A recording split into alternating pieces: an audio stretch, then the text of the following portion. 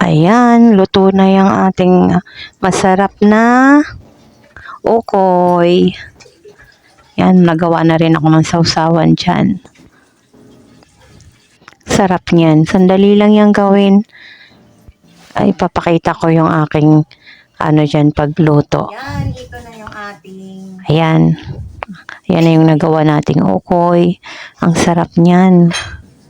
Sarap niyan. Ayan. Luto na.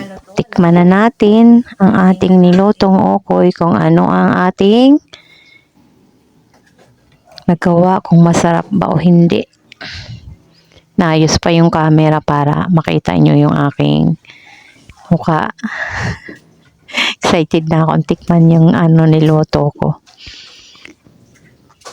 Alamin natin kung ano na yung lasa.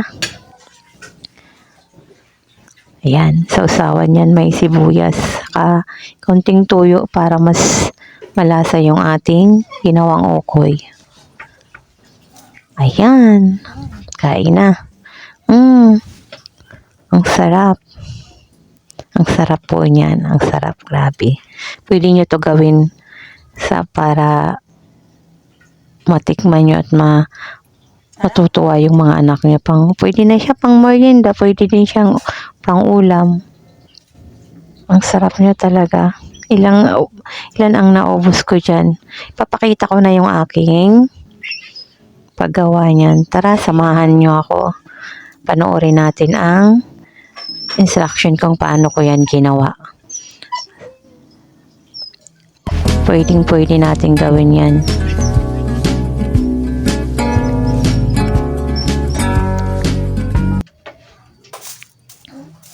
Yan. Binili ko yan sa palengke. Pumunta ako ng palengke. Ang carrots, kamote, and then ang ating kalabasa. Pagkagaling ko sa palengke, yan na agad ang aking ginawa para maluto agad. Ang tagal ng kumuha yan ng ating platong lagayan, and kukunin niya din yung ating tadtaran saka kutsilyo para mabalatan na natin yan. Yan. Ready na siya sa pagbabalat. Ayan, tingnan natin. Balat-balat. Dali nating yan, magbabalat muna tayo.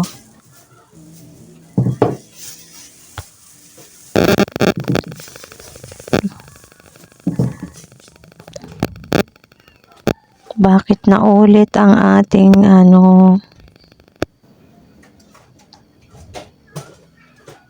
Naku, pagpasensyahan na natin kay naulit yung ating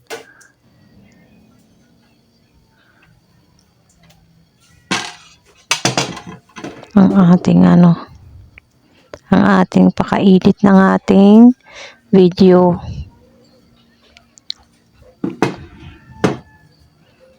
Babalatan na natin siya.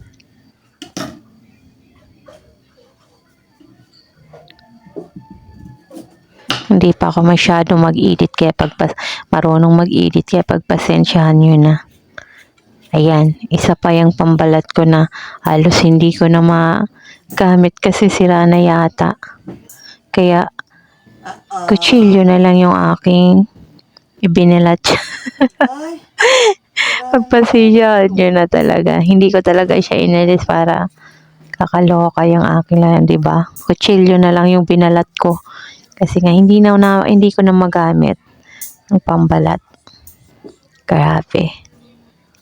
Ang gulo ko dyan magbalat Patayo-tayo lang. Pwede natin yan gawin. Mandali lang gawin po yan. Ng ukoy na yan. Kaya po, pwede natin gawin para sa mga anak natin. Actually, napanood ko lang din to sa FB yata. Napanood ko siya sa FB din. Sabi ko, try ko nga itong gawin. Kasi mas madali lang naman gawin eh. Ginawa ko na. Madalas kasi pag kailangan ko ng ng pang-ulam, nanonood lang ako sa mga videos na gumagawa ng mga recipes. Kasi kadalasan nauubusan tayo ng ng pang-ulam ng mga bata kung anong ating papaulam. Lalo na may mga estudyante tayo. Hindi natin alam kung ano palagi araw-araw ang ipapaulam natin. Anong mga lulutuin natin. Kaya nanonood ako sa mga videos na makakatulong magpasya kung anong pwedeng ulamin sa araw na yan. O anong mga recipes na pwede nating gawin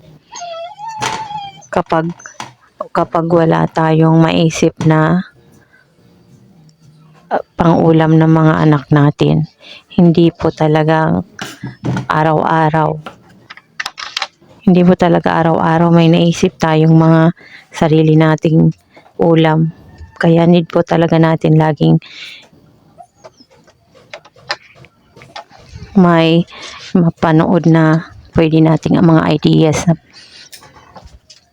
pwede nating gawing pwede nating gawing pang-ulam. Ay naku, pumasok yung aking alaga. Yan. Ang tagal magbalat Pwede tayong pag wala tayong mga maisip na mga recipe na pwedeng lutuin, pwede tayong manood, mag-check tayo sa FB, sa YouTube.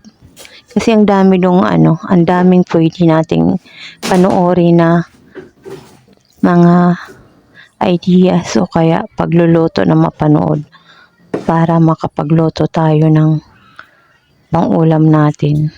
Hindi tayo mahirapan magpasya. Ayan, nahugasan ko na yung ating kalabasa, carrots, saka kamote. Hiwain na natin siya. Ayan. Hiwain natin Hiwain natin yung carrots. Panood talaga natin yung medyo lang naman. Hindi naman masyadong matagal yung pagluto nito. Madali lang siya. Panoorin natin hanggang dulo kasi pwede natin gayahin din ito. Pwede nyong gawin sa ating yung tahanan.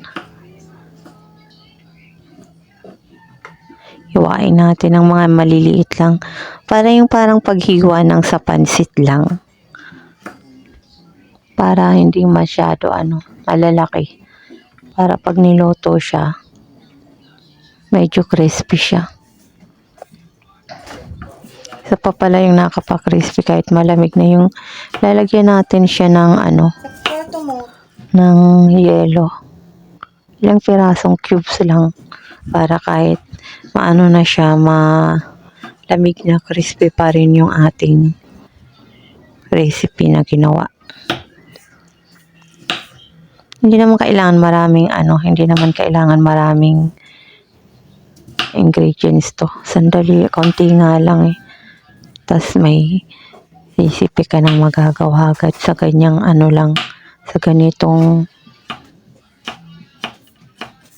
carrots lang, kamote, saka kalabasa. Samahan na natin ng yan, ng mga panghalo. Need lang natin talaga ng importante rin yung yung panghalo natin na hipon para pangpasarap talaga siya, panlasang maglalasa talaga siyang ukoy. Ay, medyo manamis talaga siya kasi nga mga yung sa kamote, sa kalabasa, sa carrots. Ayan, tapos na natin hiwain yan. Marami na yan. Ayan. Sa hipon na tayo. Babalatan natin yung hipon. Ayan. Babalatan natin yung hipon. Tapos pagkatapos hugasan, hihiwain natin siya ng maliliit. Hiwain natin siyang maliit. Ayan. Balat muna tayo ngayon. Pagkatapos niyan, lalagyan, na natin, hugasan. Ayan.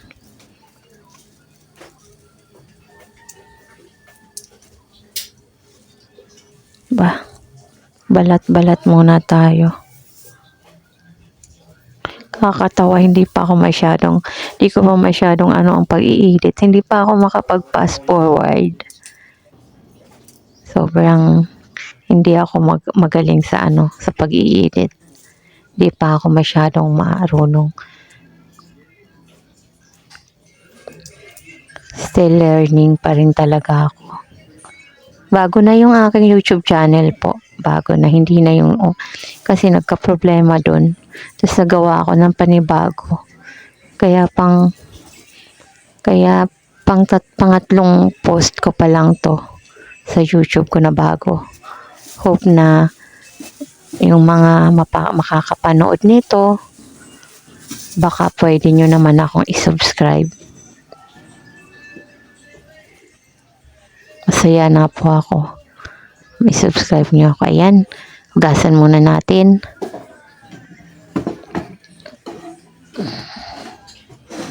Yan. Tapos, hiwain na natin siya ng maliliit.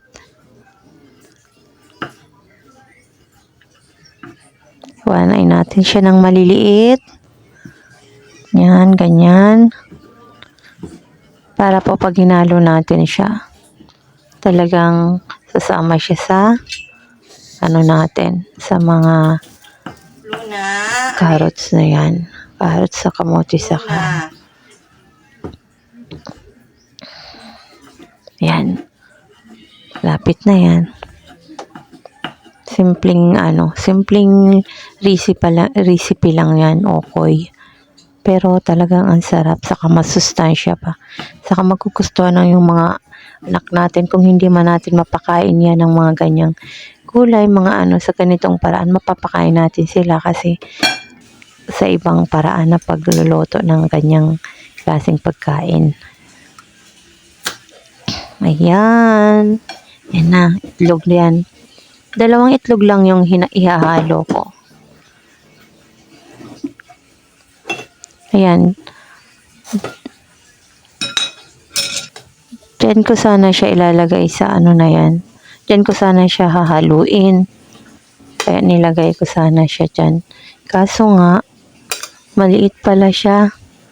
Pag hinalo mo, hindi ko mahalo siya ng maigi. Kaya inilipat ko siya dun sa isang bowl na stainless. Yan, kukunin ko yung bowl na stainless kasi lilipat ko siya kasi hindi ko talaga siya mahalo ng maayos dyan. Yan. Yan natin siya ilalagay para mas maganda paghalo. Hindi maliit, hindi din matatapon. Yan, ilagay na natin yung hipon. At ayan pa, sibuyas. Hindi na ako naglagay ng bawang. Sibuyas lang talaga ang ginamit ko. Pwede nyo naman lagyan kung gusto ninyo. Nasa inyo lang din yan. Yan, pamintang durog. Powder pala yan. Powder yung nilagay ko. Yan, pampalasa yan. Magic sarap. Asin, kumuha lang ako kasi konti lang yung nilagay ko kasi pangit baka maalata natin. Ayan yung harina. Ayan, lagay na natin. Hindi ko yan sinukat. Basta nilagay ko lang dyan sa, depende na lang kung ano lang ilagay ninyo. Mag-ilang, lang yan, 2 itlog. Pwede na yan 2 itlog para mas malasa. Kuha tayo ng tubig. Hindi pala ako nakapaghanda ng tubig dyan sa may lamig. Kaya kuha tayo sa lagayan. Ayan na. Lagay na natin. Huwag muna natin ubusin. Baka masubrahan sa tubig. Pag kinulang, atin lagyan ulit. Yan. Halo-halo muna tayo. Haluin natin ng maigi. Hanggang sa matunaw yung mga harina niya. Saka maging malapot ang kanyang itsura. Kulang pa yung tubig, dagdagan pa natin. Ayan. Yan. Haluin natin ng haluin. Haluin hanggang lumapot na siya na ready to cook na agad siya. Ayan. Ayan na. Malapit na, pwede na natin siyang prito agad na kapag lumapot na siya agad. Kailangan na nating iprito. Pwede na tayong pritohin natin. Ayan, halo-halo muna. Halo hanggang matapos natin na okay na siya. Yan. Ayan na, pipritohin na natin yan. Ayan, ayan na, nakasalang na. Yan, huwag lang palaparin lang natin para naman makrispy siya, tas hindi siya pangit pag naluto na hindi siya makapal. Mas maganda yung manipis lang. Ayan, ayan na, luto na ako. Ayan o, luto na. Ayan, yung sausawan, ginawa ko na kanina pa yan. Para sabi ko pag luto na, ayan na. Di ba? Hahain ko na yan dyan. Di ba? Pinakita ko lang yung ayan. Ayan na ang ating recipe. Finish na.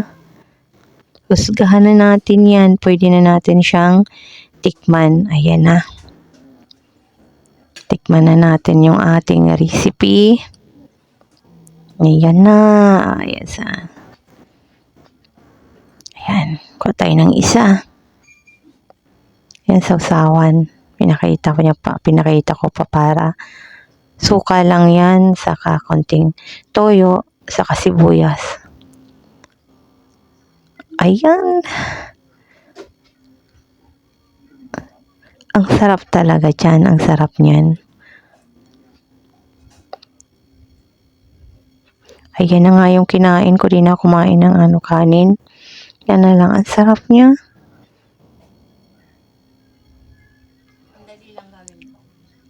Ito, patapos na ako. Thank you for watching, guys. Now, pa-subscribe naman, pa-like and share po sa aking channel. Bago lang po yung aking channel. Ayan po, pwede nyo yan lutuin sa inyong mga bahay.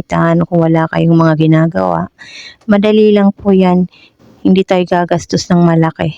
Thank you. Thank you for watching, guys.